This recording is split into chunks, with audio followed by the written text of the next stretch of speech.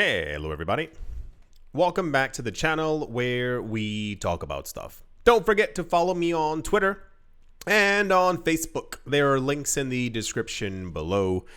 As I said in the beginning of the month, there's going to be some like backwards news and then like not backwards news. Basically because, for those of you who don't know, as I said in the other video, I never take any time off and haven't done so in a long time, so I'm trying to do so now. So like the timing of the videos and like some of the news may also be a little bit off, but that's also because there's a lot of news. So going backwards a tiny bit, this isn't like, you know, a 1970s time warp kind of thing.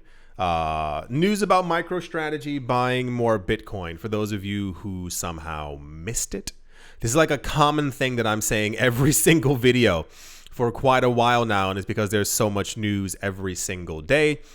Microstrategy is trying to buy up all the Bitcoin that there is.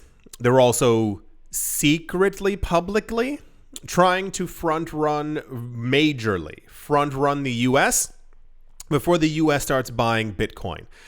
MicroStrategy's goal, sideways with the US's goal, is basically that MicroStrategy wants more Bitcoin than like every company on the planet, and I think this is where they currently are.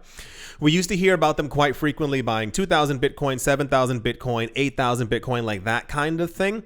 The last time we heard about them is they purchased 51,000 Bitcoin, and this time what we're going over is them purchasing 55,000 Bitcoin. They paid $5.4 billion for it, and it brought their total holdings to 386,700 Bitcoin, or worth around 37.6 billion that they paid for it, and also that the price of it actually went up. We are, as I've stated previously before in the past, witnessing actual history. I know it may not feel like it or seem like it, but it should, because Bitcoin adoption has never been this fast, never been this steady, never been this consistent within the world that we currently live. The idea, as far as Bitcoin maximalists and I guess logic is actually concerned, is that we are probably witnessing the action. This isn't a joke either. This isn't, you know, a ha ha ha ha ha. I don't know why I did that. Like the actual like end of the US dollar, as far as we know. People might not want to admit that, but this is technically what we're seeing. If you missed some of the other videos, we've also been hearing from a lot of like higher up, richer cryptocurrency individuals within the space who've told us that they are in contact with a number of countries and people who are running countries, and even more so if you want to like go a little bit like even further back, like 9 months. A lot of people keep forgetting this as well, which I think is just kind of weird. We also heard from the CEO of BlackRock. I almost said Daniel Mitchell. What's this guy's name? Dion Warwick? Hold on. I'm going to get it. Larry Fink. When I do that, and this is a real side note, I'm telling you this. When I do that, I'm not joking. I think sometimes people think that I have a thing where like my brain is going constantly so fast that I feel like I'm almost like grabbing information in the air as it passes by. When I have to think of names, I have a really difficult time. So a lot of times if you hear me saying someone, like if I'm looking for someone's name and I say something else, this is the process that my brain actually has to go through, because everything is like rushing by so quick in order for me to like knock out other names and like hear a certain sound. And I go, okay, Larry Fink. I know it's weird. I've been doing it for probably my whole life, but just throwing it out there so everyone understands why I keep doing that over and over. Larry Fink, the CEO of BlackRock, said in like spring that after they had launched the Bitcoin ETFs within the US, that apparently a number of countries came to BlackRock and said, hey guys, we'd also like to get on some of that action. So he said on TV, like, we're working with a number of like sovereign states to like help them also buy Bitcoin and also get allocations into the actual Bitcoin ETFs, which a lot of people once again completely skimmed over. Another 55,000 Bitcoin gone forever, like gone, gone, gone, gone. Usually, I think of sometimes the idea, I'm not sure if this still happens now, but a lot of the numbers, when I think people hear them, I think they associate it with something else. So it's similar. Let's say I was like, oh, someone has 474 ETH. Your mind automatically goes for 470 and you go, okay, 470, but you're not actively mathematically doing the calculations to see exactly how much that is in actual US dollars.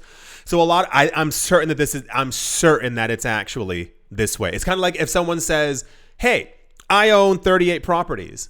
Oh, wow, that's really good for you, but you're not understanding that, like, how much money that actually is in real time. So a lot of the news that we end up getting from MicroStrategy, I think people kind of take it as like adoption news, which it is, but there's no real conception of how much is actually gone. These people said they have no intent of selling any of their Bitcoin, like ever. That's kind of as far as we understand it and as far as I've been speculating. I think MicroStrategy is accumulating tons of Bitcoin not only to be rich and powerful, but I think it's also going to be in the future to be able to lend out Bitcoin. I know that sounds a little bit abstract. I think the future of Bitcoin is going to be used similar to the dollar or similar to fiat currencies, where you can like lend it out to other people at like a high interest rate, which is also, I'm certain it's going to be a thing. But also for Bitcoin staking. So if you missed that one as well, maybe we didn't go over it here, I'm not really sure. Companies are working on like Bitcoin staking natively and also layer 2 on the actual chain. Like just one little quick, news thing. And the idea basically is that you're going to be able to use your Bitcoin on crypto exchanges or on DeFi platforms to like basically get like a return from Ethereum and other things like that while it's actually on that thing. We're not going to go too deep into it. But one of the other ideas, when I was chatting with my friends, as I'm always doing, and I was explaining to them before even $37 billion, I was saying what I think they're doing is also gearing up for this staking thing. I mean, really think about it. If you hear, there are a lot of people who bought huge amounts of Ether because of being able to stake it. You are the only people who are able to make new Ether. You put your Ether into the machine. It literally creates new Ether for you forever. You have passive income for as long as you can possibly begin to imagine. Ethereum's price does a 10, 15x over the next couple of years. Guess what? Your passive income has also 10 to 15x at the exact same time. When Bitcoin staking is like a popular thing on crypto exchanges and all over the place, and these people have 30, 40, 60, 80, 120 billion dollars worth of Bitcoin, and you can stake it at a guaranteed 3 to 4% return. How much money are they making through DeFi platforms and other things like that like strengthen the company and makes them also richer? But you understand, there's a lot of speculation, not only as to why they're buying so much. Obviously, they're trying to front run other companies and also front run the United States. They would never say this out loud because I think it's a little bit too taboo to kind of say like, yeah, we're trying to make sure that we are like more powerful and richer than the United States. But this is basically what they're doing. And also on top of that, like passive income, that's a really big thing. And I think a lot of people are going to start learning more about that. And that really, like, I know, once again, it sounds like a joke, but I tell people all the time, and I've been saying it here as well. Remember years ago, if you don't remember, years ago, I was telling people, I was like, the reason why I think Cardano and Ethereum are going to be so popular is because of staking. And people are like, it's going to be because of like the layer 2, the Papita, and this thing, this protocol, and they're working with this company. And I was like, okay, that's cool. But the way that real people think about money is like, I don't want to work. I don't want to do anything. I just want free money. If you can buy up a coin, buy up an asset that you in some ways know is going to raise in value and basically like continuously make you money forever. Like I said before, there are a lot of these like staking protocols that like pay out daily. And in the future, that's estimated to be like real-time payouts. Like literal, like imagine like every 13 minutes, like a block is mined or something like that. You like your watch or your phone vibrates and is like, you just got more money. You just got more money. Okay, turn off notifications. Like that kind of thing. Like this is the way that the future is actually going. This is why, last idea. This is why a while ago there was this thing where they were talking about trying to keep the stock market open 24/7. This was like 2 years ago, I want to say. And the discussion basically was that crypto doesn't sleep.